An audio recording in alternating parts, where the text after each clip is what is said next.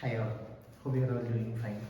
So today's class is about amyloidosis and how to make a very simple and my favorite chicken recipe.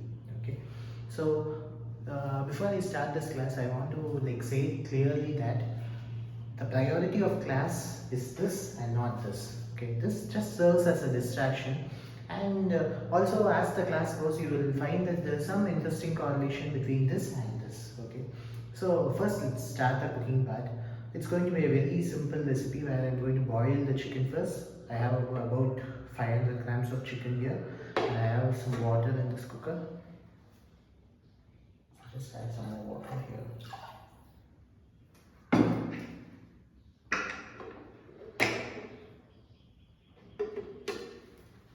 Chicken into this.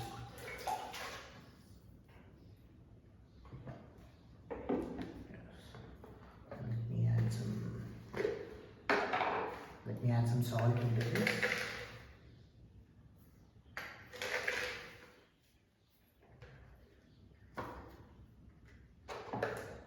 Just so that it boils a bit.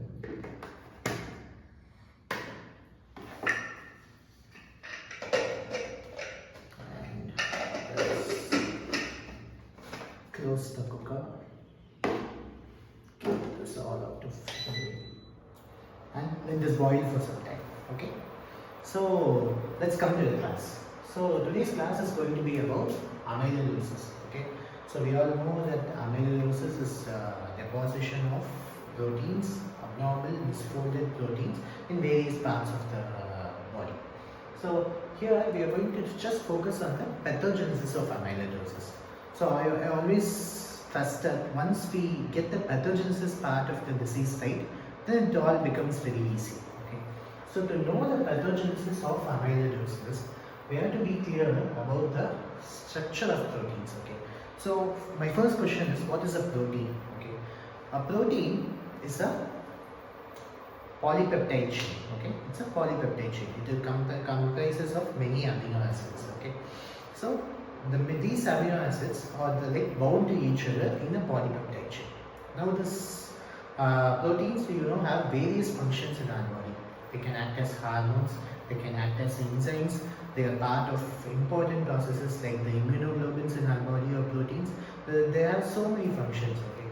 So how does these proteins form so many functions? They form these variety of functions because of the structural changes they have. Okay, their function changes with the structure. Okay, that is the basics.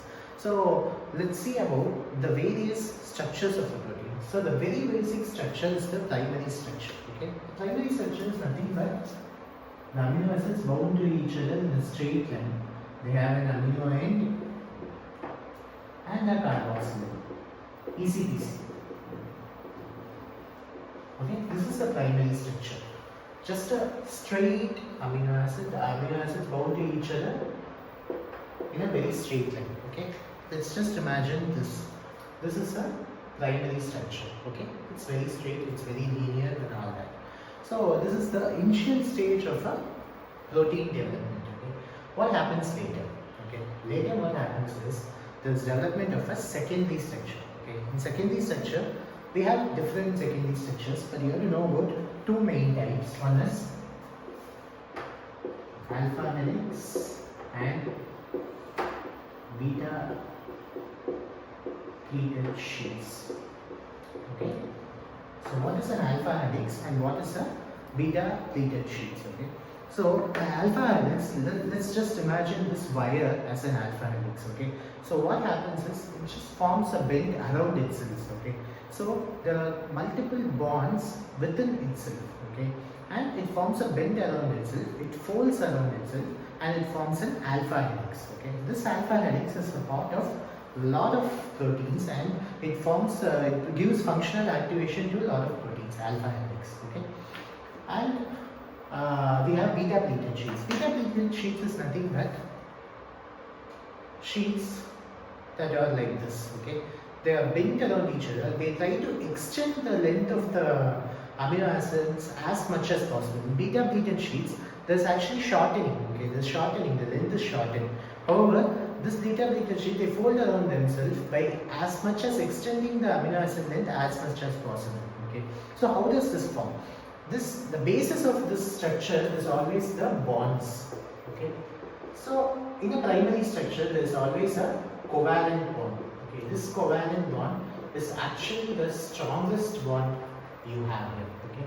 And this alpha helix and beta pleated structures, they are by hydrogen bond. Okay.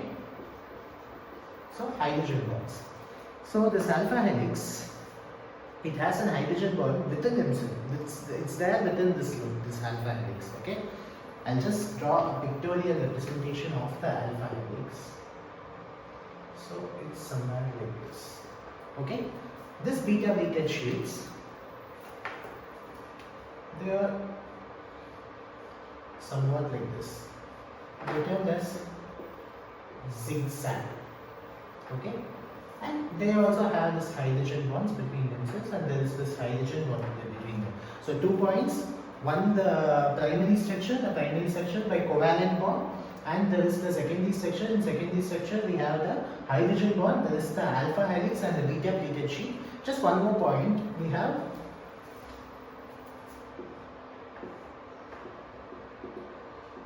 parallel and anti-parallel beta pleated sheets. Okay. So what is parallel and anti-parallel beta pleated sheets? Parallel is that two beta pleated sheets, they run in the same direction. Okay. Anti-parallel is that the two beta plated sheets, they run in the opposite direction. Okay. So you get that? So you have a primary structure where it's almost a straight line, secondary structure where there is a helix or there is a beta plated sheet, and we have the tertiary structure. Okay. So what happens in the tertiary structure? Remember that both of these are actually three-dimensional structures. Okay. So what happens when it becomes three-dimensional? Sorry, two-dimensional structures. What happens if it becomes three-dimensional? Let's just imagine that all this is part of the same protein. Okay. So let's imagine it becomes like this. Okay. There is three dimensions. Okay. So this protein structure, it folds on himself to acquire a three-dimensional structure. Okay. This is known as tertiary structure.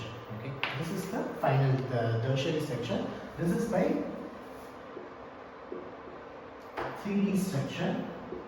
And what are the bonds that are helpful for this? There is covalent bond, there is H+ bond, and there is van der Waals forces. So what is van der Waals forces? Whenever the hydrophobic ends, they come together. Let's say these proteins, they like form a 3D structure. Whenever this hydrophobic ends, they come together, they form a bond. That is like van der Waals force, and there is disulfide bond, and there is hydrogen bond. Okay. So this forms the tertiary structure, and finally we have the quaternary structure. Okay. So what is the quaternary structure? Quaternary structure is that two proteins, okay, two polypeptide chains, they join to each other in a three-dimensional fashion. So I have two polypeptide chains, or two or more polypeptide chains that have a three-dimensional structure. Okay, this is the quaternary structure of proteins. Okay, multiple polypeptide chain, that is the key. Multiple polypeptide chains. Okay, so we are seeing about primary structure, secondary structure, tertiary structure, quaternary structure. Okay, there's something called a super secondary structure where let's say this is a helix and this is a beta pleated sheet. This is a beta helix and this is a beta pleated sheet. They join together, and there is another helix here. This is known as a super secondary structure. Like two different secondary structures that are bound to each other. That is a super secondary structure. Okay, it's also known as a motif. Okay,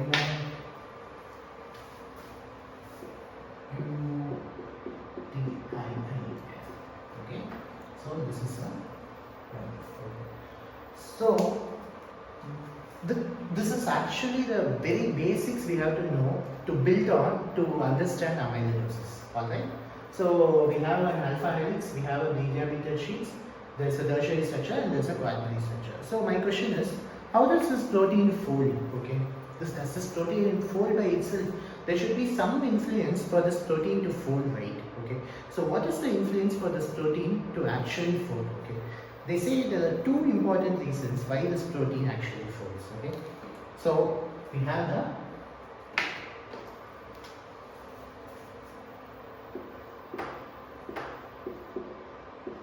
chaperones. Yes. We have all learned about this chaperones and there are some enzymes. Okay. So what is a chaperone? Okay. A chaperone is an auxiliary protein. Okay. So a chaperone is an auxiliary protein. Okay. So what does a chaperone do is, this chaperone are essentially like engineers of the body. Okay. What they do is, if this is a primary structure, this chaperone, it goes and binds to one amino acid in here and it helps in folding this. Okay. That is the function of this chaperone. So essentially they help in protein folding. Okay. These chaperones. Do you know any chaperones? So the most famous chaperones are always Hsp. Okay. So what is Hsp? Okay. Hsp is heat shock protein. Okay. So whenever the heat rises in the body, when there is a fever, it leads to some activation of some of these chaperones. So this is known as heat shock protein. There are various types actually: 60, 40, 70, 90. There are various types of heat shock proteins actually. So these are chaperones. Okay. And there are also enzymes. So the enzymes mainly there is PDI and PPI, so two enzymes which also help in this protein folding. Okay. So now comes the key part. So we have seen about the structure, we have seen about the chaperones, okay, and we have seen about this important mechanism called protein folding. Okay, this is an important mechanism we actually came across now. Okay, so what happens if there is a problem with this chaperones? Okay, if there is a problem with this chaperones, there may be a chance that this protein actually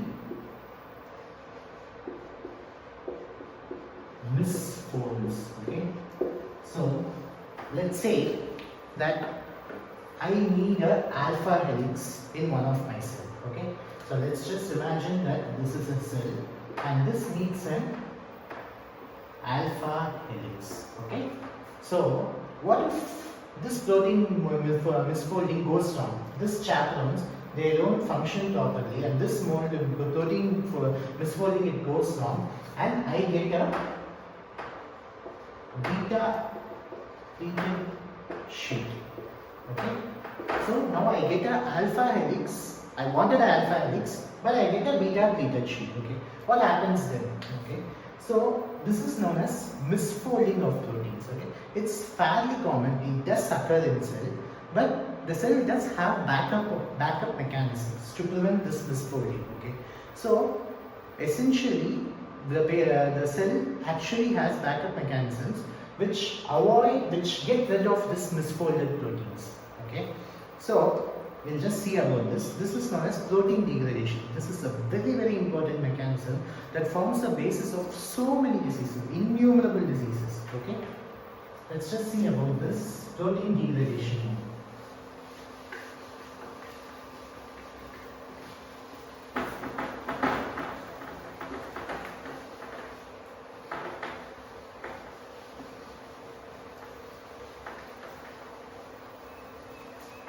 So we saw about the structure of the proteins, and we saw about protein folding and how chaperones cause this protein folding. Now we will come to protein degradation. Okay, so what happens in protein degradation? Okay, there are two mechanisms inside the cell: lysosome and proteasome. Okay, These were found to be the two mechanisms that are responsible for proteasome degradation, okay, protein degradation. Initially, they found out the lysosome is the most important part of protein degradation, but they later found out that proteasome is actually the most significant part of protein degradation. Okay, so I'll just start with the ribosome here. So we have a ribosome. What it does? What does the ribosome does? There is an mRNA. This mRNA, there is translation inside the ribosome and a protein is formed. Okay, this protein is a primary structure. What happens to this primary structure? This forms a secondary structure. Okay, so now I wanted an alpha helix here. Instead of an alpha helix, I get a beta pleated sheet. Okay, I get a beta pleated sheet. Okay, so what happens to this beta pleated sheet? This actually goes to the lysosome where it can be degraded or proteasome. Okay, this proteasome is an ATP driven process. This is mostly for short-lived proteins. Okay, and this lysosome is an ATP independent process and it's for long-lived proteins. Okay, this is just a difference, just for completion sake. You don't need to bind about it. This beta pleated sheet, it goes to this proteasome. This proteosomal machinery is exceptionally interesting. It's very, very interesting, and it forms the basis of so many diseases, especially HIV and multiple myeloma. Okay, so you need to know about this proteosomal machinery in detail. So it's essentially a machine inside the cell. Okay, so just imagine this as a factory. Okay, this proteasome is this big machine. Okay, I need to draw it with a different color. This is a big machine here. Okay, this has actually 26, yes, proteasome. Okay, it's just a huge, high molecular weight protein. Okay, and it consists of proteins. Okay, and it has a regulatory in here, and there is a catalytic site here. Okay, and there is a regulatory in here. Okay, so this beta pleated sheet, it needs to reach this proteasome. Okay, but it can't simply reach this proteasome. Okay, it needs a friend to go into this proteasome. Okay, it's essentially that this beta pleated sheet is an outsider for this factory. Okay, and it actually needs a friend to go inside this factory. It doesn't have an ID card. Okay, so who's that friend? Okay, the invention of this protein, it led to a paradigm shift in our understanding of protein degradation. Okay, so we have E1, E2 and E3. Okay, E1, E2 and E3. These help in the activation of the protein I talked to you about. Okay, and this protein, they are actually form a gang. Okay, a 3-member gang. Actually 4-member gang. Okay, there is a 4-member gang. What is the name of this protein? I know I like building up and all this. Okay, the name of this protein is ubiquitin. Okay, and this is ubiquitin proteasome pathway. Okay, so this ubiquitin, it is first activated by E1. Okay, this is the activator. Okay, and then it is conjugated by E2. E2 is enzyme 2, E1 is enzyme 1. Okay, so this ubiquitin comes here, it is activated, and then it goes to E2, it is conjugated, and then when it binds to E3, it is a ligase. Okay, so what happens when something binds to a ligase? Okay, it is able to bind something very important. Okay, so this binds to this ligase. Okay, so our beta pleated sheet, it comes here. Do you get it? So ubiquitin is first activated, then conjugated, then it comes here. Okay, the beta pleated sheet actually comes here and it binds to it. Then this goes into the proteasomal machinery. So the interesting thing is actually this beta pleated sheep wanted to come into this factory, okay, but these four people, they actually kidnapped beta pleated sheep into this factory and they killed him, okay. So what happens to this misfolded protein? By the time it comes out of here, it is broken into pieces. So it is like, this is the machinery which cold-bloodedly kills this beta pleated sheep, okay. So beta pleated sheep, actually what this does, these ubiquitin, these good-looking murderers actually, they bind to this beta pleated sheep, this misfolded protein, they get it into the proteasome while it is murdered, okay. It is just destroyed. Okay? This is the normal mechanism by which misfolded proteins are actually removed from the body, okay. So do you get that? So this is the normal mechanism by which misfolded proteins are removed from the body, okay. So this is it. So we have still seen about protein folding, protein misfolding, and what happens when a protein is misfolded. How the body counteracts when protein is misfolded. Alright. So what happens when there is a fault in one of this? Okay. Let's say there's a fault with there's a mutation with a chapter. Okay, and there is increase in misfolding. Okay, there is an increase in misfolding. Okay, what happens then? Okay, they form certain group of diseases known as protein misfolding diseases. Okay, so amyloidosis is one of the protein misfolding diseases. So you just need to know that chaperones are important for protein folding, and when there is a misfolding, this ubiquitin protease pathway comes into way. This proteosomal machinery is very important and very interesting for you to understand. It has these three enzymes, forms four ubiquitins. Four ubiquitins, they bind to the misfolded protein, they take it into the proteasome with it, and it's disintegrated completely. Okay. So with this basics,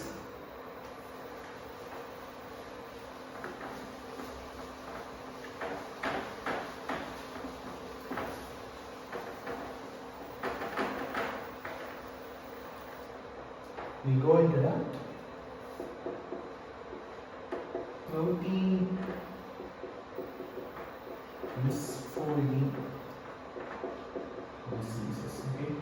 So what are the protein misfolding diseases here? Okay. One is a prion disease. Okay. Second one is Alzheimer.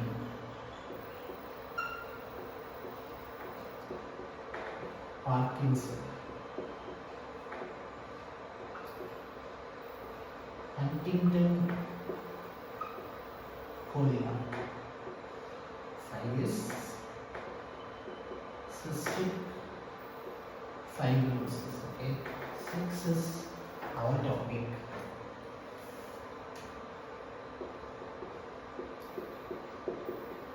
Amyloidosis. Okay. So we know that amyloidosis is a protein misfolding disease. If you ask me if it's an ideal example of a protein misfolding disease, no. An ideal example of a protein misfolding disease is actually a prion disease, but amyloidosis is actually a protein misfolding disease. So what actually happens in amyloidosis is that we already saw about the alpha helix and the beta pleated sheets. Okay. So alpha helix and beta pleated sheets you guys already know. Okay, alright. So what happens here? I'll explain it to you. So this amyloidosis, what happens is it's the abnormal deposition of beta pleated sheets. Okay. Also anti-parallel. Okay. So we already saw what is an anti-parallel beta pleated sheet. That is two beta pleated sheets that are running in the opposite direction. Okay. So that is the definition of amyloidosis actually. Okay. So what happens when these beta pleated sheets get deposited? They form this oligomers. Okay, what is an oligomer? It's just an abnormal collection of various substances and especially proteins, and these get deposited in various parts of the body. Okay, so they get abnormally deposited in various parts of the body. So multiple proteins can have this type of defect. Okay, so amyloidosis is named depending on the protein which is affected by this. Okay, so A stands for amyloid. Okay, if light chain, okay, you have antibody, you have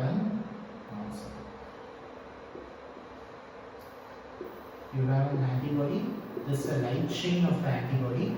If there is abnormal folding of the light chain, this is known as AL amyloidosis. Okay, this is also known as primary amyloidosis. Okay, this is usually associated. What is it associated with? With clonal proliferation of B cells. Okay, it's very close to multiple myeloma. Okay, and one important point: what is the drug which acts on the proteasome? Okay, this we saw about the proteasome. There is a drug which inhibits this proteasome and it's used in one important condition, that is multiple myeloma. Proteasome inhibitor, bortezomib. I'm sure some people would have heard about it. And it's used in multiple myeloma. Okay, you can see that all this is related. And when you read about HIV, you know that this proteosomal machinery plays such an important part in the pathogenesis of HIV. Okay. Hopefully, we can have a class about that someday. So, AL, light chain, amyloid light chain. Okay. So, there is something called transthyretin. Okay, what is transthyretin? It is a transport form of thyroid. Okay. So, when there is an amyloidosis of this is ATTR. Simple, right? There is something called a serum amyloid protein. Okay, serum amyloid protein. It's an acute phase reactor. When this gets modified, we have amyloid. Okay. Now, then we have a beta 2 microglobulin. Okay. So beta 2 microglobulin, when it gets when there is amyloidosis, you have A beta 2 amyloid. Okay. These are just few examples. Okay. So this is the basics. AL is amyloid light chain, amyloid transthyretin, amyloid beta 2 microglobulin. Okay. So what happens? What happens to these oligomers? They deposit in different tissues. Okay. So what are the different tissues in which they deposit in?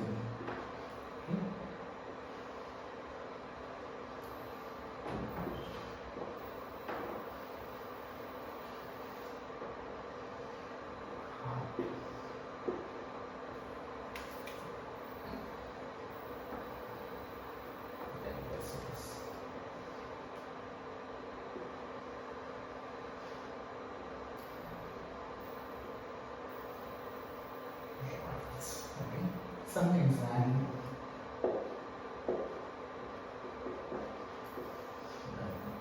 Okay.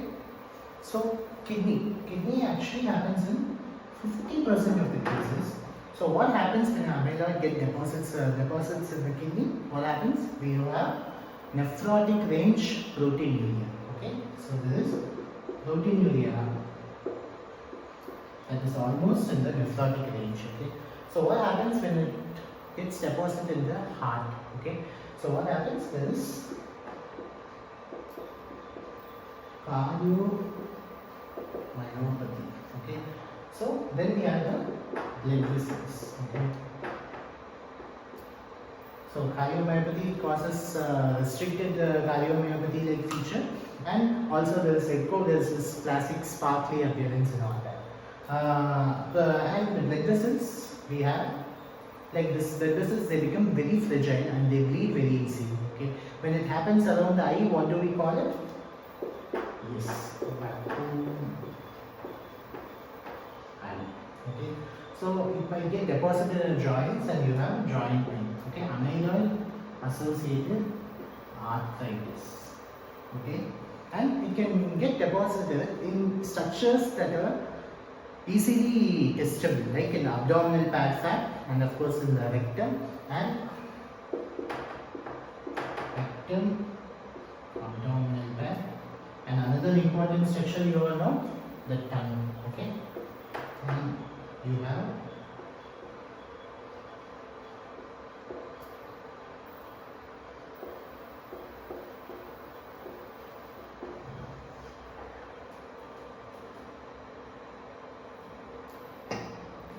just checking that if it's getting oil. And you have macroglacia. Okay, so macroglacia is a pathognomic sign of amyloidosis. Okay, so yes, I was actually waiting for the chicken to get cooked by the time I finished the class, but it's taking forever, sorry.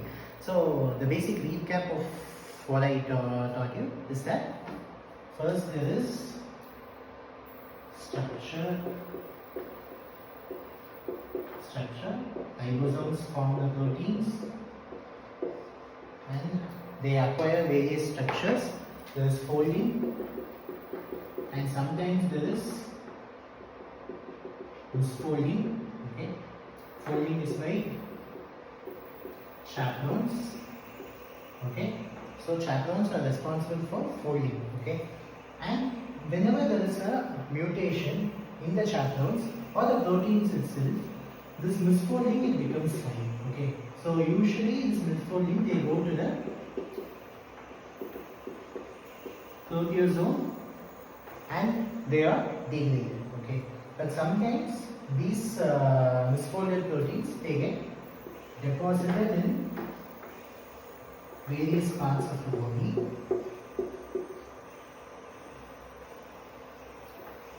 Okay, heart, kidney, blood vessel, joints, and the brain. Okay, and they cause various symptoms. I discussed about all that. So this is the basics of amyloidosis. Okay, so what is the drug of choice for amyloidosis? Drug of choice for amyloidosis is high-dose melphalan plus high-dose melphalan plus Hsp. Okay, stem cell transplant. Okay, this is the treatment of amyloidosis. Okay, so what is the diagnostic test for amyloidosis? You have a fat pad biopsy. Okay, abdominal fat pad biopsy or a rectal biopsy. And what do they say in the statement with? Combo red. I just add something and combo red. And when this combo red it is seen through immunofluorescence microscope, what do you get?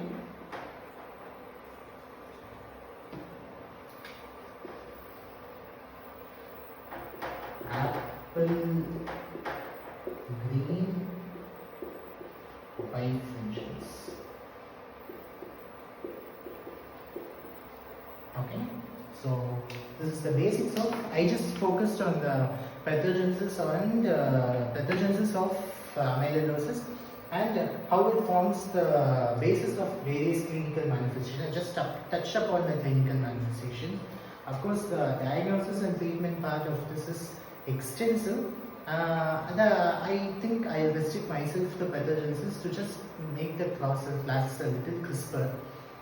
But I'm just shocked that the chicken isn't cooked yet. Sometimes it takes a while. I'll just wait for the chicken to get cooked and that's it. The class gets over.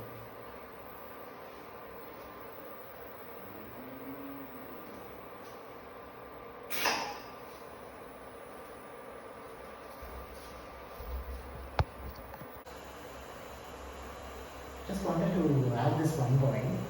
In the clinical features, I actually mentioned about heart, kidney, blood vessels, joints, brain, and there is also liver. In the liver, when it gets deposited, there is hepatomegaly as well as cholestatic jaundice. Okay, this is the one point I missed. And now I'm waiting for this chicken to get cooked. Still.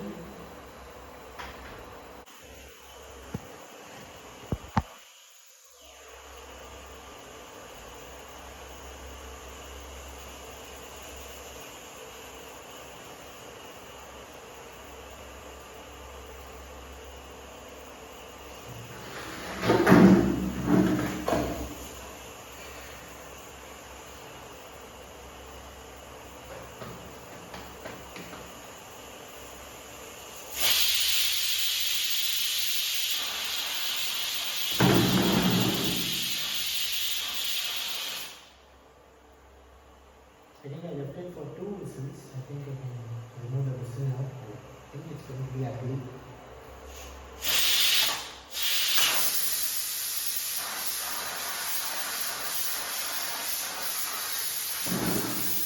So yes, now we have some well cooked chicken in here. So it's time to fry this. This is actually my mom's favorite recipe. It's my mom's recipe and I like it a lot. Just add some oil on this. Just some oil on it.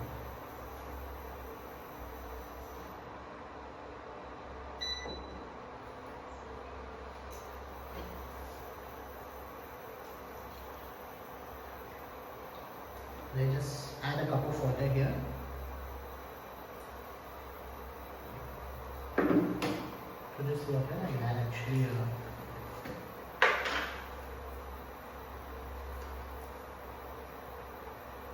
I actually like it spicy, so I add 1 spoon of chili powder.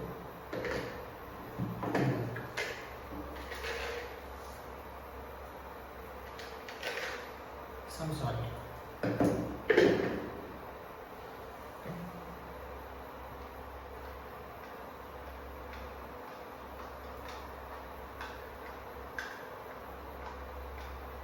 Mix this up nicely.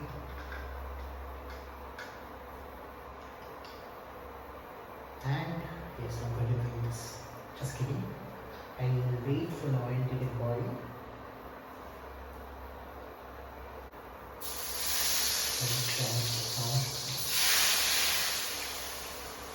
So I add this water, add this chili water into this, and then what I do is I add the chicken. That's it. Okay. So I just keep stirring it until the water completely evaporates and there is just oil inside the pan. So this is actually a very easy dish to make. There is not much ingredients required, just the chicken, chili powder and salt. And you could add some onion to get that extra punch, but I like it this way. This is how I'm used to it since my childhood. So now what is the relationship between this and this? Okay. Essentially chicken, is predominantly made up of proteins. Okay. So now actually I am degrading proteins. I boil them, I degraded proteins. The denaturation of proteins by boiling. You know that, right? The heat coagulation test. And I'm actually making it even worse. I'm frying it now, which again leads to conformational change in this protein. So essentially, I am providing conformational change to this chicken, or teaching you conformational change and misfolding and amyloidosis and all that. So that is the concept and a small link between this and this. I just wanted to make a cooking video and also a teaching video. So I just made up this link to do this. Okay. Yes. So I'll just give you a picture of once it gets ready. Yeah. So the chicken is almost done. And let me transfer it into this. I think it's just overboiled a bit, but I like it this way. I like my chicken very soft. So yeah, I'm gonna eat this and you check out this video. Let me know if you have doubts about amyloidosis pathogenesis and let me know. Okay, take care. I'll see you with another video.